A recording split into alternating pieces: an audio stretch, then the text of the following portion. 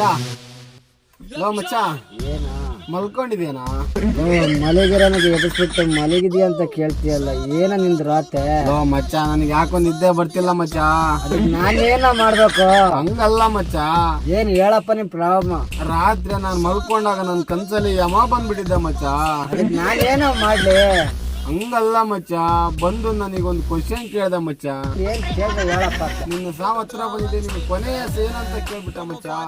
ಅದಕ್ಕೆ ನೀನೇನಂದ ಹೇಳ ಮಚ್ಚ. ಮಚ್ಚ ಮಚ್ಚ ಮಚ್ಚ ಮಚ್ಚ, ನನಗೆ ನಿನ್ನ ಆಸೆನೇ ಅಲ್ವ ಮಚ್ಚ ನನ್ನ ಕೊನೆ ಆಯ್ತು.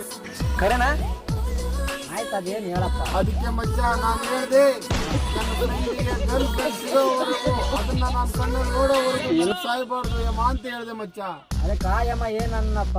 ನೀನ್ ಜೀವನದಲ್ಲಿ ಸಾಯೋದೇ ಇಲ್ಲ, ಹೋಗೋ ನೀನ್ ಹಣೆ ಬರ್ದಲ್ಲ ಅಂತ ಹೇಳ್ಬಿಟ್ಟು ಹೋಗ್ಬಿಟ್ಟ ಮಚ್ಚ.